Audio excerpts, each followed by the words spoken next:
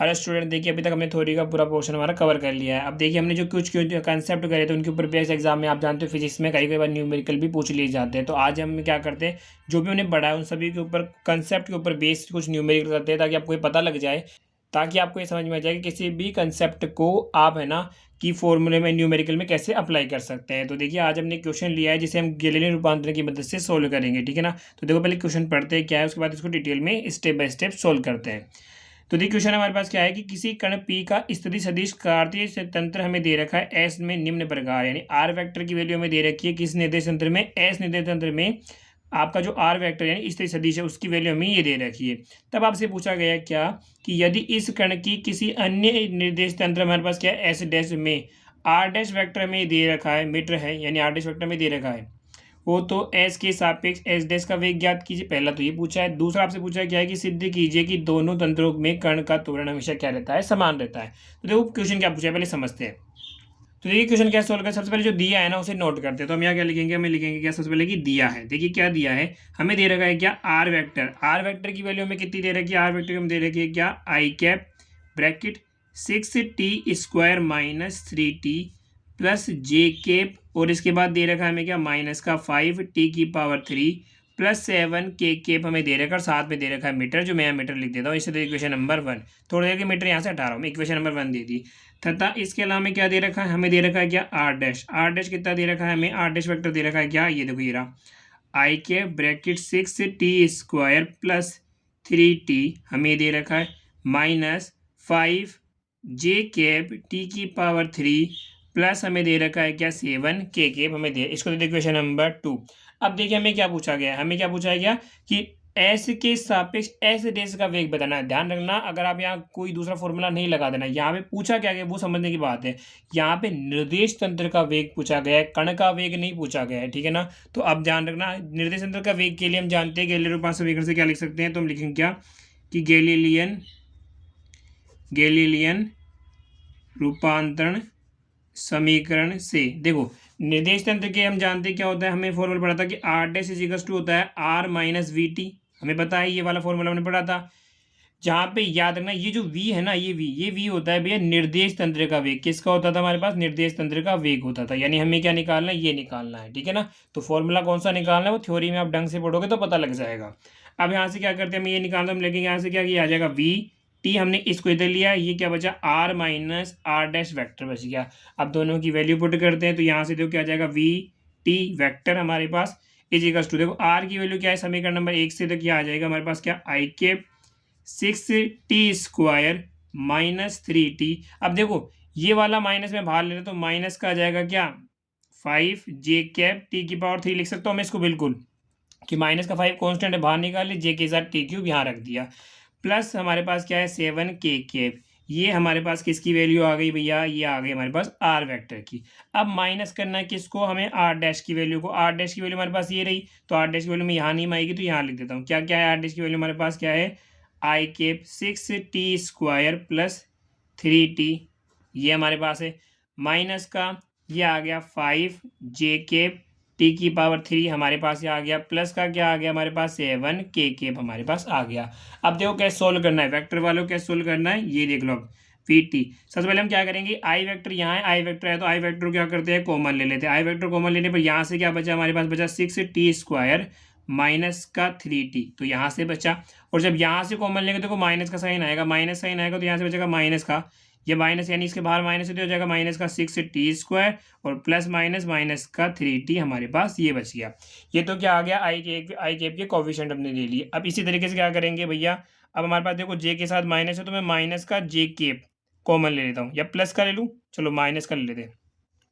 मैं देखो मैंने माइनस और जे के कॉमन ले लेते, यहाँ क्या बचेगा 5t³ बच जाएगा, क्योंकि मैंने माइनस कॉमन ले लिया तो माइनस बाहर आ गया, जे के बाहर आ गया, 5t³ हमारा चला गया अंदर। अब देखो यहाँ माइनस माइनस क्या हो गया, माइनस माइनस हो जाएगा प्लस हो जाएगा, और हमने माइनस कॉमन लिया तो यहाँ क्या आ जाएगा माइनस का 5t³ आ जाएगा। समझ में आया आपको कि भाई माइनस बाहर कॉमन लिया तो चिन्ह बदल जाएंगे। उसके बाद देखिए हमारे पास क्या बचा, अब हमारे पास बचा के हमने प्लस के साथ ले लिया तो यहाँ से तो क्या बचेगा 7, और ये माइनस इधर है बाहर है ना, तो बाकी जो प्लस माइनस माइनस का आ जाएगा 7 हमारे पास ये बचा। अब सोल्व करते हैं, देखो आपको भी एग्जाम में बिल्कुल ऐसे स्टेप बाय स्टेप लिखे आना, तभी आपको मार्क्स मिलेंगे। ये आ गया क्या हमारे पास आई कैप, देखो यहाँ से ये 6t² प्लस ये माइनस कट गया, और ये माइनस माइनस हो गया प्लस, माइनस का कितना बचा 6t हमारे पास बच गया। माइनस जे कैप की बात करते हैं तो देखो ये दोनों कट गए, यहाँ क्या बचेगा 0। प्लस के कैप की बात करते हैं 7 - 7, यहाँ पे क्या बचा 0, यानी हमारे पास भैया वी वेक्टर टी हमारे पास क्या बचा माइनस का 6 आई कैप टी बच गया हमारे पास, माइनस का 6 आई कैप और टी बच गया। देखो टी से टी हमारे पास क्या हो गया कैंसिल हो गया, तो यहाँ से हमारे पास वी क्या आ गया, वी हमारे पास आ गया माइनस का 6 आई कैप, और वी की वैल्यू, वी का जो ऐसा यूनिट क्या होता है वो लिखोगे मीटर पर सेकेंड। यानी ये हमारे पास क्या आ गया, पहले क्वेश्चन का आंसर आ गया कि एस के सापेक्ष एक्स डैश का जो वेग है ना वो हमारे पास कितना आ गया, वो आ गया हमारे पास माइनस का 6 आई कैप मीटर पर सेकेंड हो गया। ठीक है, ये हमारा पहला क्वेश्चन हो चुका है। अब हमें क्या पूछा है, क्या कि सिद्ध कीजिए कि आपको ये बताना है कि दोनों तंत्रों में कण का त्वरण भी जो है वो समान ही रहता है। तो हम क्या करेंगे इसके लिए, देखो पहले वाला तो हमने ये सोल्व कर दिया, अब दूसरे वाले के लिए हम क्या करेंगे कि पहले मैं एस निर्देश तंत्र में कण का त्वरण निकालू, उसके बाद में एस डैश निर्देश तंत्र में कण का त्वरण निकालू, दोनों अगर वैल्यू बराबर है तो हम देख लेंगे समान है, तो हम क्या करें दोनों में अलग अलग निकालेंगे।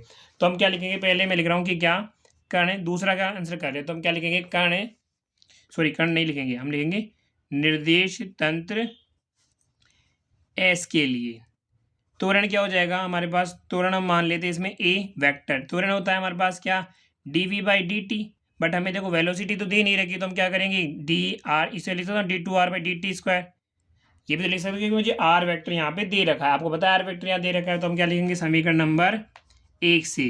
तो हमारे पास क्या बचा ए वेक्टर इक्वल टू, देखो अब आर की वैल्यू पुट करते हैं, आर की वैल्यू जैसे पुट करूंगा तो हो जाएगा d/dt, और इसका 2 बार डेरिवेटिव है तो इसको एक बार देखो d2/dt को हम ऐसे लिख सकते हैं, एक बार और कर लेते हैं भाई, इसको हम इस तरह का भी लिख सकते हैं, बिल्कुल लिख सकते हो। तो अब यहाँ से क्या आ जाएगा ए, देखो dy/dt तो बाहर चल रहा है, इसके अलावा dy/dt, अब देखो यहाँ पे वैल्यू रखते हैं किसकी आर की, तो आर की वैल्यू हमारे पास क्या है भैया, आर की वैल्यू हमारे पास आई के ब्रैकेट 6t² माइनस का 3t, ये लो आई के माइनस जे के 5t³ आ गया प्लस 7k।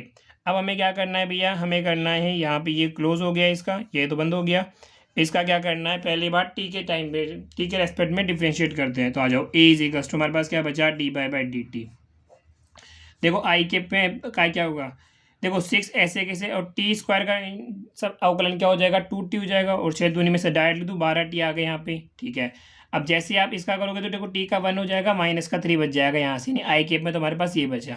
माइनस बात करते हैं जे केप, जे केप में क्या बचा, देखो जे केप में 5 तो यही है, इसका अवकलन करोगे तो कितना आ जाएगा 3t², और 5t कितना हो जाएगा 15t² आ जाएगा। ठीक है, इतना तो आपको आता ही है। और यहाँ पे इसकी बात करोगे तो इसमें टी है ही नहीं, तो ये क्या हो जाएगा पूरा पूरा हमारा 0 हो जाएगा, तो यहाँ पे ये हो गया 0। अब फिर अगेन क्या करना है, दो क्योंकि 2 बार डिफरेंशिएशन था ना टी के रेस्पेक्ट में, तो दोबारा करेंगे टी के रेस्पेक्ट में, तो यहाँ आ जाएगा ए इज इक्वल टू आई के, अब हमारा ऐसे कैसे, देखो 12 टी का डिफरेंशिएशन टी के रेस्पेक्ट में ये कितनी बार आ जाएगा, टी का हो जाएगा 1, 12 बच गया कॉन्स्टेंट, ऐसे कैसे ये कॉन्स्टेंट इसका क्या हो जाएगा 0, यानी आई के में क्या बचा हमारे पास 12, माइनस यहाँ बात करते हैं तो ये कितना आ जाएगा 15 दूना 30, जब आप करोगे 30t आ जाएगा हमारे पास, ये आ गया 15 दूना 30t हमारे पास आ गया, या हम कह सकते हैं, और यहाँ से क्या बचा हमारे पास जे के बचा, या आप लिख सकते हो क्या कि ए वेक्टर हमारे पास क्या आया 12 आई के माइनस 30t जे केप हमारे पास आ गया, और इसका मात्रा क्या है मीटर पर सेकेंड स्क्वायर हमारे पास आ गया। इसलिए इक्वेशन नंबर हमारे पास 3। इसी तरीके जैसे हमने किसका निकाला, इसका निकाला निर्देश तंत्र एस के लिए, अब इसी तरीके से क्या निकालेंगे निर्देश तंत्र एस डैश के लिए निकालेंगे, तो हम यहाँ लिख देंगे क्या आप कि निर्देश तंत्र एस डैश के लिए, एस डैश के लिए हमने त्वरण को क्या मान लेंगे भैया ए डैश मान लेंगे, तो यहाँ क्या आ जाएगा d2r डैश आ जाएगा, आर की जगह भाई dt² आ जाएगा, सही है। इसको मैं लिख सकता हूँ क्या dy/dt, और यहाँ आ जाएगा dr'/dt। चलो अब वही हमारे पास लिखते हैं, वापस लिखेंगे, देखो तो यहाँ पे आ जाएगा क्या ए वेक्टर, अब ए डैश वेक्टर आएगा, सॉरी ठीक है ना, डैश यहाँ पे dy/dt। अब देखो मैं थोड़ा सीधा कर रहा हूँ, आप चाहो तो कर सकते हो, ये आर डैश है, इसका डिफरेंशिएशन करना है विद रेस्पेक्ट टू, चलो मैं लिख के देता हूँ dy/dt। सबसे पहले आर डैश की वैल्यू पुट करोगे तो आर डैश की वैल्यू हमारे पास क्या आती है आई कैप ब्रैकेट 6t² प्लस का 3t माइनस 5 जे कैप t³ प्लस का आ गया 7 के कैप हमारे पास आ गया। ओके, अब चलो इसका डिफरेंशिएशन करते हैं, देखो यहाँ पे आ जाएगा हमारे पास क्या ए डैश वैक्टर dy/dt देखो टी का करोगे तो जाएगा 2t, ये 6 दूनी कितना हो गया 12, 12t हमारे पास, और 3 का करोगे तो कितना आ जाएगा, ये 3 टी का हो जाएगा 1, 3 हो गया कॉन्स्टेंट, ये आ गया आई कैप। आई होप आपको डिफ्रेंशिएशन करना आता है ये। माइनस ये कितना आ जाएगा 15t², 15t² साथ में क्या आ गया हमारे पास, जे केप आ गया हमारे पास, और ये क्या हो जाएगा 0 हो जाएगा। अब देखो इसका करते हैं, इसका करेंगे तो कितना आ जाएगा हमारे पास ए डैश, ये तो आ गया देखो 12, इसका तो हो गया 12, ठीक है, और यहाँ से क्या बचेगा 12 के साथ आई कैप, इसका करो कितना आ जाएगा 15 दूना 30, और साथ में क्या आ गया t² हो जाएगा t, और ये कितना आ गया जे केप, और यहाँ भी क्या लिख दोगे आप मीटर/सेकंड²। इक्वेशन नंबर दे दो 4। अब देखो आप ढंग से समीकरण नंबर आपने 3 को नोट किया, 3 में क्या दे रखा है आपको, ये ए की वैल्यू जो आ रही है ना, निर्देश यंत्र एस के लिए त्वरण क्या आ रहा है 12 I cap minus 30 T J cap आ रहा है, और एस डैश निर्देश यंत्र के लिए हमने निकाला तो वहाँ क्या आ रहा है 12 I cap minus 30 T J cap, दोनों में क्या आ रहा है समान ही है। तो आप लिख देना लास्ट में क्या कि समीकरण नंबर 3 व 4 से स्पष्ट है कि दोनों तंत्रों में कण का त्वरण क्या होता है, समान होता है। इसके साथ ही देखो ये क्वेश्चन भी हमारा सोल्व हो गया, ये भी सोल्व हो गया। देखो स्टूडेंट ध्यान रखना कि एग्जाम में क्वेश्चन डिफरेंट टाइप का, ये डिजिट चेंज हो सकती है बट प्रोसेस सेम रहता है। तो इस क्वेश्चन का मेन मकसद हमारा यही रहने वाला है, क्या रहने वाला है, क्या कंसेप्ट समझना कि आपको ये पता होना चाहिए कि फॉर्मूला कैसे अप्लाई होता है क्वेश्चन के अंदर। बस इस क्वेश्चन का मेन मोटिव हमारा यही था कि फॉर्मूला कैसे अप्लाई होता है, आपको ये सिखाना था।